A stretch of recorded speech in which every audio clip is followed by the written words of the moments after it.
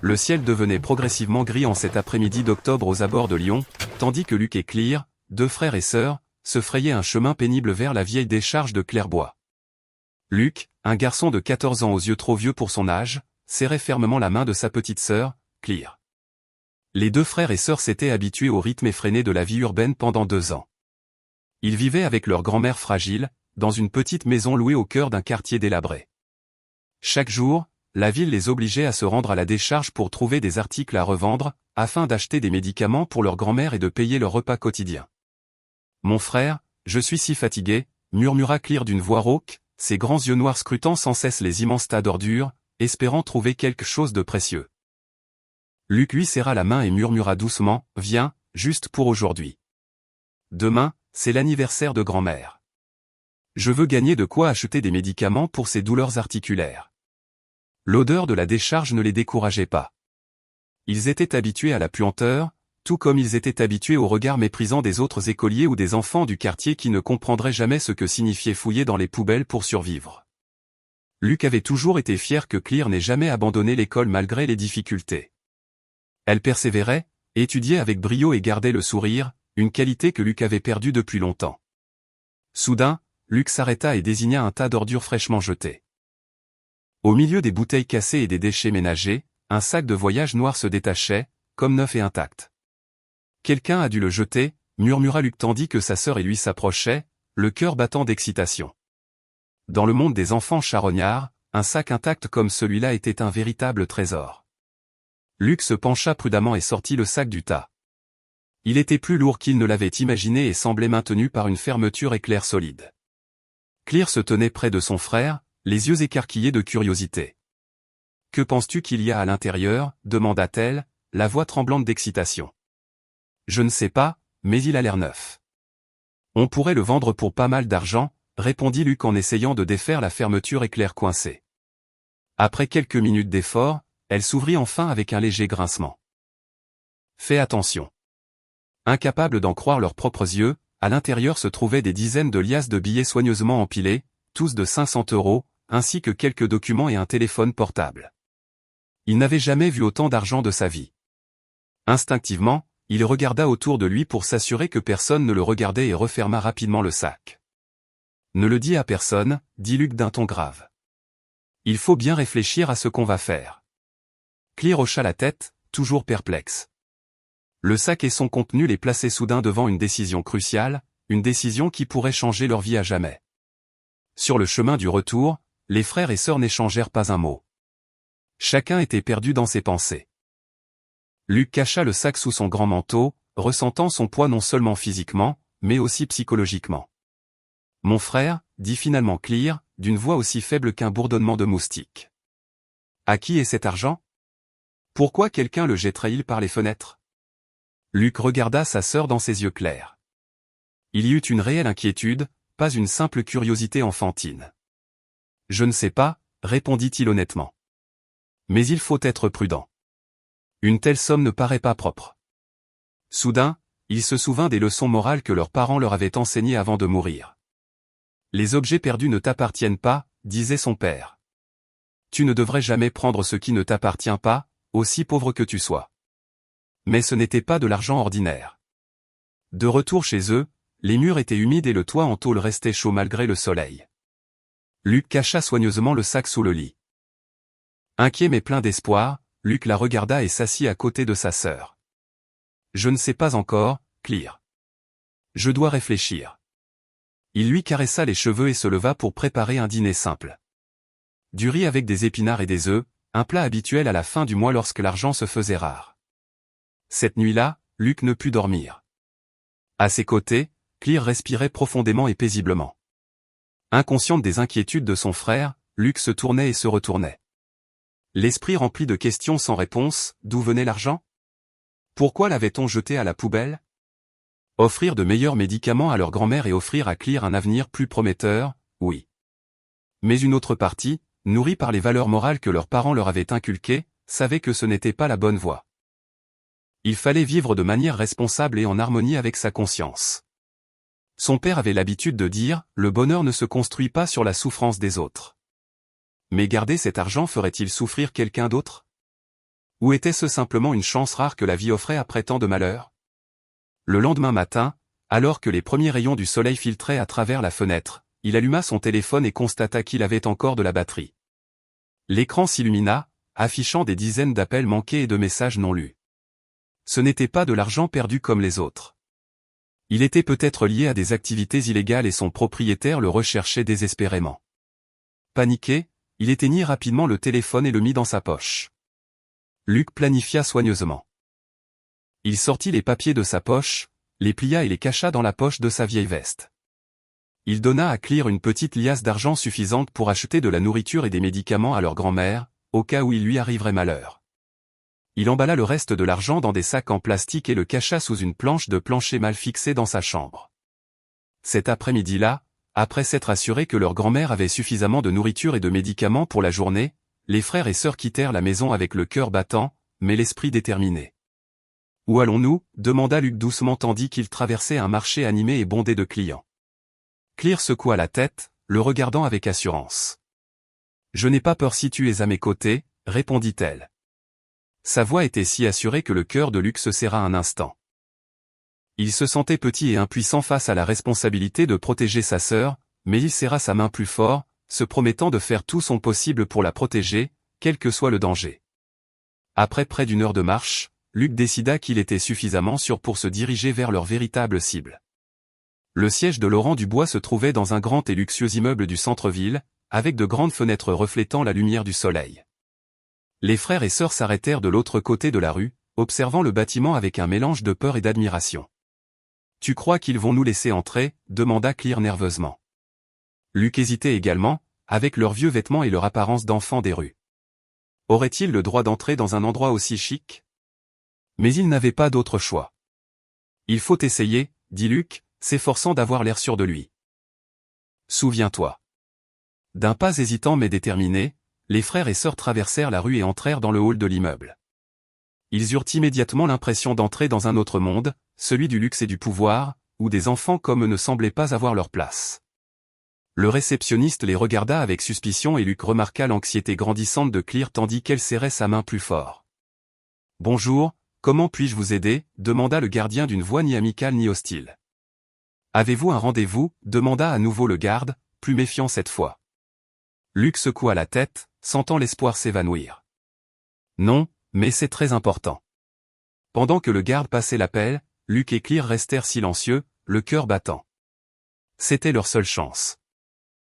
S'ils la perdaient, ils devraient trouver un autre moyen, peut-être aller directement au commissariat avec tous les risques que cela impliquait. Après un bref appel, le garde se tourna vers eux. « Vous avez de la chance, Madame Élise vous recevra. » Ils avaient surmonté le premier obstacle. Avec de sincères remerciements, ils se dirigèrent vers l'ascenseur, le cœur encore palpitant d'excitation et d'anxiété. « Mon cœur. Je suis tellement inquiète, » murmura Clear tandis qu'ils arrivaient. « Et si elle ne nous croit pas? Et si elle nous prend pour des voleurs ?» Luc lui serra la main. « Ne t'inquiète pas. » Ils pénétrèrent dans un large couloir au sol en marbre et aux murs ornés de tableaux de valeur. Ils trouvèrent facilement la chambre 1506. Luc prit une grande inspiration pour rassembler son courage et frappa à la porte. « Entrez » répondit une voix féminine de l'intérieur. Ils entrèrent dans un bureau spacieux où une jeune femme en tailleur élégant était assise à son bureau. Elle leva les yeux, quelque peu surprise de voir deux enfants. Se sentant petite et dépaysée dans ce décor luxueux, Luc inspira profondément et commença à raconter leur histoire depuis le début, comment ils avaient trouvé le sac dans la décharge, l'argent à l'intérieur, les hommes effrayants qui étaient venus chez eux et les papiers portant le nom de Laurent Dubois. Une fois terminé, Élise resta silencieuse un instant, son regard allant entre les documents et les visages sincères et inquiets des enfants. Puis, d'un air prudent, elle prit les papiers et commença à les examiner. Plus elle lisait, plus son expression devenait sérieuse et inquiète. « Sais-tu ce que tu as trouvé » demanda-t-elle enfin doucement. Luc et Clear secouèrent la tête, le cœur battant d'angoisse. Ces documents concernent une importante transaction immobilière, un nouveau projet urbain d'une valeur de plusieurs centaines de milliards de couronnes danoises. Et ces documents ne sont pas des originaux, mais des copies habilement falsifiées. Il est fort probable que de l'argent a servi à corrompre ou acheter quelqu'un d'impliqué dans cette affaire. Vous avez accidentellement découvert un grave cas de fraude et de corruption. Elle se leva, se dirigea vers la porte et la verrouilla avant de retourner à son bureau. « Écoutez, dit-elle à voix basse. Ce que vous avez découvert pourrait être un élément clé dans une affaire très importante. Je dois appeler mon directeur immédiatement. Il saura quoi faire. » Luc et Clear frissonnèrent, parcourus d'un frisson. Ils s'étaient involontairement impliqués dans une affaire bien plus grave et les hommes qui s'étaient présentés chez eux n'étaient clairement pas des forces de l'ordre. « On a des ennuis ?» demanda Luc avec inquiétude. Élise les regarda avec bienveillance. « Non, vous n'avez pas d'ennui. Au contraire, vous avez fait preuve d'un grand courage en apportant ces documents, mais je ne peux pas garantir votre sécurité. Les personnes impliquées sont dangereuses et feraient n'importe quoi pour récupérer ces papiers et cet argent. » Tandis qu'Élise appelait son supérieur, Luc et Clear restaient assis en silence. Perdus dans leurs pensées, Clear serrait la main de son frère, le visage empli d'inquiétude. « Grand-mère est seule à la maison, mon frère, » murmura-t-elle, rappelant à Luc un danger qu'il n'avait pas envisagé. Si ces hommes revenaient et trouvaient l'argent caché, grand-mère serait en danger. Luc sentit son sang se glacer.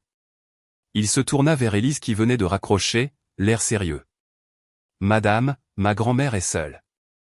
Si ces hommes reviennent et trouvent l'argent que nous avons caché. » Elle comprit immédiatement.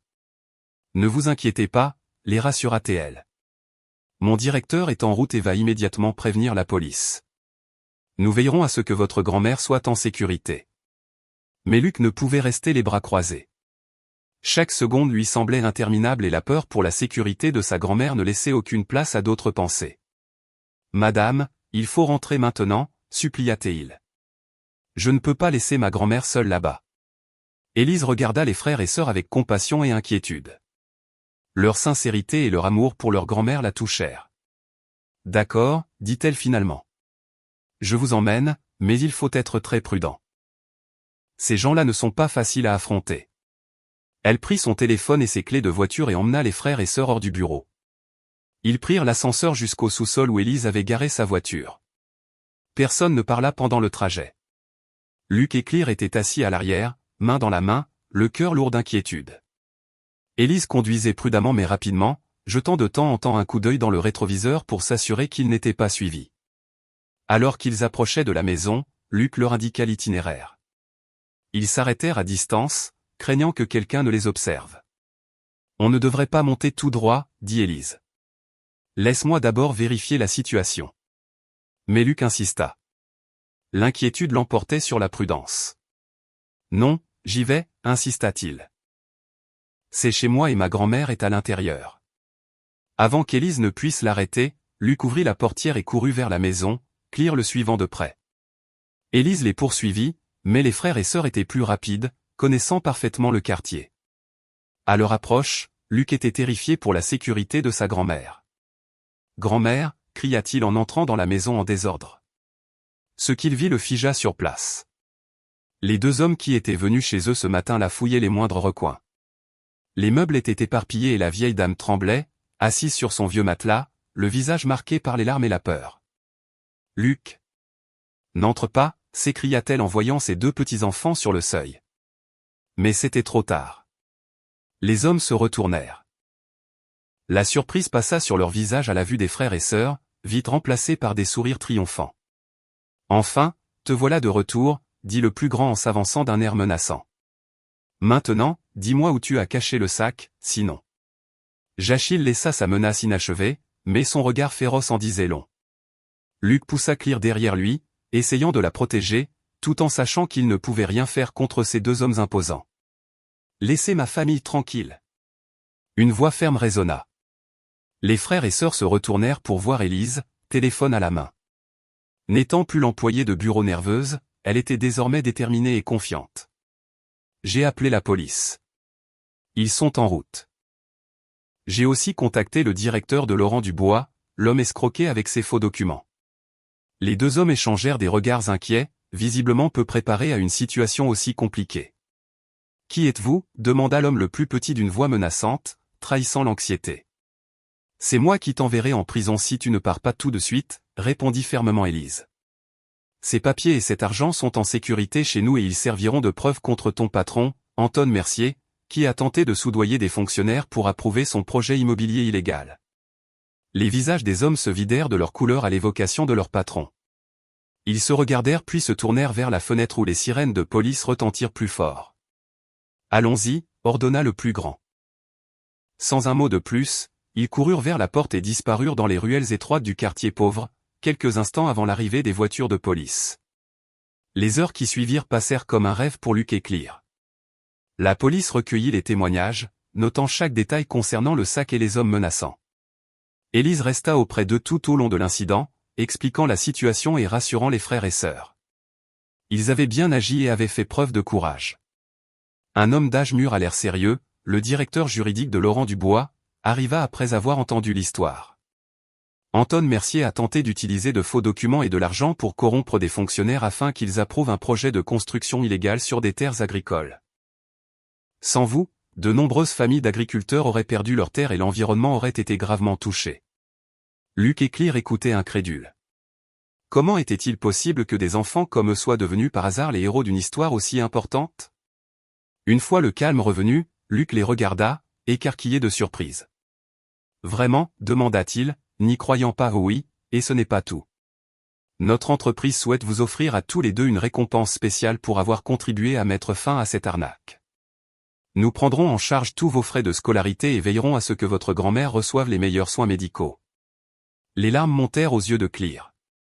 C'était comme un rêve qu'elle n'aurait jamais osé imaginer.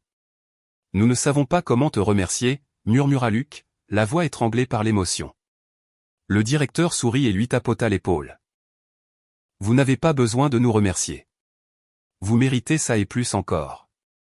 Vous nous avez donné une leçon d'intégrité et de courage. À la tombée de la nuit, leur petite maison était rangée après le chaos. Leur grand-mère, bien qu'encore effrayée, commença à se calmer, surtout après avoir entendu parler de la récompense que Laurent Dubois avait offerte à ses petits-enfants. Elle a toujours su que vous étiez spéciaux. Vos parents seraient si fiers, dit-elle en les serrant fort dans ses bras. Luke s'assit à côté d'elle, se sentant en sécurité et au chaud pour la première fois depuis des années. Grand-mère, murmura Clear. J'avais tellement peur quand ces hommes étaient avec toi. Elle lui caressa doucement les cheveux. Moi aussi, j'avais peur, mais je savais que tu ferais ce qu'il fallait, contribuant à mettre fin à une grave affaire de corruption et à protéger les droits de nombreuses familles d'agriculteurs. Plus important encore, leur avenir s'ouvrait désormais devant eux avec la possibilité d'étudier et de construire une vie meilleure. J'avais peur de garder l'argent, avoua Luke à Clear alors qu'il se préparait à aller au lit. J'ai réfléchi à ce qu'on pourrait en faire. Des médicaments pour grand-mère, tes frais de scolarité, un meilleur logement. Clear regarda son frère avec ses grands yeux sombres, pleins de compréhension et d'amour inconditionnel. Je sais, Luke, dit-elle doucement. Je pensais la même chose, mais je me suis souvenu de ce que maman avait dit, aucune fortune mal acquise, aussi importante soit-elle, n'apporte le vrai bonheur. On a bien fait, n'est-ce pas, demanda Luke. Clear hocha la tête, sentant une étrange paix l'envahir. Oui, mon chéri, nous avons fait ce qu'il fallait et c'est peut-être pour cela que tout s'est si bien passé. Luke serra fort sa sœur dans ses bras et murmura, tu penses que maman serait fière de nous? Je suis sûr qu'elle nous observe de quelque part, répondit Clear, appuyé contre la poitrine de son frère. Et elle sourit. Mon frère. Des mois plus tard, la vie de Luke et Clear avait complètement changé. Ils ont emménagé dans un appartement plus grand, dans un quartier propre et sûr. Leur grand-mère a été soignée pour son arthrite dans un bon hôpital et sa santé s'est considérablement améliorée. Luke et Clear ont fréquenté de bonnes écoles dont les frais de scolarité étaient entièrement pris en charge. L'affaire impliquant Anton Mercier s'est terminée par une lourde peine pour lui et ses complices. Comme promis, Luke et Clear ont reçu une généreuse récompense provenant des fonds saisis, suffisante pour assurer leur avenir et celui de leur grand-mère. Mais la plus grande récompense n'était peut-être pas l'argent ou les biens matériels, mais le respect et l'admiration de leur communauté et la fierté de savoir qu'ils avaient fait ce qu'il fallait, même dans les circonstances les plus difficiles. L'histoire des deux frères et sœurs orphelins et du mystérieux sac s'est rapidement répandue dans tout le pays. Ils espéraient partager leur histoire pour motiver d'autres enfants dans des situations similaires. Bien que timide, Luke commença à donner des conférences dans les écoles et les centres communautaires, partageant ses expériences et encourageant les autres enfants à toujours croire en la bonté, même dans les moments les plus difficiles. Clear, doté d'un grand don pour l'apprentissage et d'une âme sensible, entreprit d'écrire un petit livre relatant ses aventures, espérant inspirer d'autres enfants comme elle. Un après-midi de fin d'automne, alors que les feuilles jaunissaient dans la cour de l'école, Luc était assis sur un banc de pierre. Attendant que Clear termine ses cours, il avait beaucoup changé au fil des mois. Il n'était plus l'enfant maigrichon au regard de vieille âme, mais un adolescent fort et confiant. Luc la repéra immédiatement dans la foule, non pas parce qu'elle se démarquait, mais parce que son cœur savait toujours exactement où elle était. Clear courut vers son frère, le visage rayonnant de joie. « Luc, j'ai eu la meilleure note en maths à l'examen », s'exclama-t-elle avec enthousiasme, brandissant la feuille avec un 10 rouge vif dans le coin. Luc la serra fort dans ses bras, le cœur gonflé de fierté. « Je savais que tu y arriverais », dit-il en lui tendant des biscuits. « Tu as toujours été la plus intelligente de la famille. » Ils rentrèrent chez eux, main dans la main, partageant leurs souvenirs d'école en passant devant la vieille décharge de Clairbois, l'endroit qui avait changé leur vie à jamais des mois auparavant. Ils s'arrêtèrent, contemplant en silence la décharge persistante, son odeur et son paysage désolé, mais qui avait désormais une signification différente pour eux. « Je pense que nous devrions faire quelque chose pour les enfants qui ramassent encore des déchets ici, » déclara Clear, rompant le silence. Luc regarda sa sœur, émerveillé par sa maturité et sa compassion. « Que as-tu en tête ?» Clear sourit, les yeux brillants d'enthousiasme. « On pourrait utiliser une partie du prix pour ouvrir un petit centre d'apprentissage à proximité. Un endroit où des enfants comme nous pourraient étudier, lire et manger un repas chaud. On pourrait leur apprendre des compétences pour qu'un jour ils trouvent de meilleurs emplois. » Luc écoutait, ressentant une chaleur intérieure. C'était non seulement une excellente idée, mais aussi le reflet fidèle de la gentillesse et de la vision de sa sœur. « Ça a l'air merveilleux, » dit-il en lui serrant la main. « On le fera ensemble. » Quelques semaines plus tard, l'idée de Clear commençait à prendre forme. Avec l'aide d'Élise et de l'entreprise Laurent Dubois, Luc et Clear trouvèrent une petite maison près de la décharge et ouvrirent leur centre d'apprentissage. Ils l'ont baptisé Lumière de demain, symbole d'espoir et d'opportunité pour les enfants défavorisés. La nouvelle s'est rapidement répandue et de nombreux bénévoles sont venus apporter l'aide d'enseignants retraités. Ils étaient tous touchés par l'histoire et la vision des frères et sœurs. Des entreprises locales ont également fait don de nourriture, de livres et de fournitures essentielles. Le jour de l'ouverture, Luc et Clear se tenaient à l'entrée, prêts à accueillir plus de 20 enfants du quartier, tous vivant dans des conditions similaires à celles qu'ils avaient endurées. Leur regard exprimait à la fois scepticisme et espoir. « Bienvenue à Lumière de demain », dit Luc, la voix pleine d'émotion. « Ma sœur Clear et moi étions autrefois à votre place, ramassant des déchets pour survivre et trop effrayés pour rêver d'un avenir meilleur. Mais nous avons appris que quelles que soient les difficultés, si nous continuons à croire au bien et à agir avec justice, la vie trouvera toujours un moyen de nous récompenser. Ici, vous n'apprendrez pas seulement. Vous serez encouragés à rêver et à croire que ces rêves peuvent devenir réalité. » Clear se tenait à côté de son frère, lui serrant la main avec émotion et elle savait que c'était pour cela qu'ils étaient là, pour cela qu'ils faisaient ce qu'ils faisaient. Comme le disait le poète, vivre c'est donner, pas seulement recevoir. Luc et Clear avaient tiré une leçon précieuse de leur aventure avec le mystérieux sac. La vraie valeur de la vie ne réside pas dans les biens matériels ou l'argent, mais dans ce que nous faisons pour aider les autres, pour rendre le monde un peu meilleur chaque jour. Ils ont trouvé un sens profond à partager leur bonne fortune. Lumière de demain s'est considérablement développée, aidant des centaines d'enfants défavorisés à accéder à l'éducation et au développement personnel. Nombre d'entre eux ont dépassé leurs rêves les plus fous, intégrant des universités prestigieuses, décrochant de bons emplois, et surtout devenant des personnes bienveillantes et attentionnées. Bien qu'occupés par leurs études et leur croissance professionnelle, Luc et Clear ont toujours consacré du temps au centre qu'ils considéraient comme leur œuvre originale.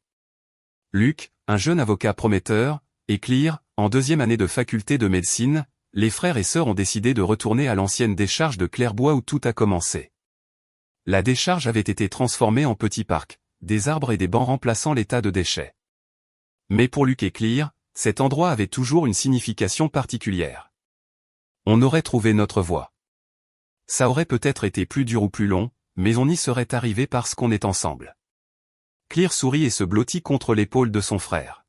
« Je suppose que tu as raison, mais je serai toujours reconnaissante pour ce sac, car il nous a appris que parfois les meilleures choses viennent de là où on les attend le moins. » Et c'est peut-être là le véritable secret du sac qu'ils découvrirent ce jour-là sur la décharge.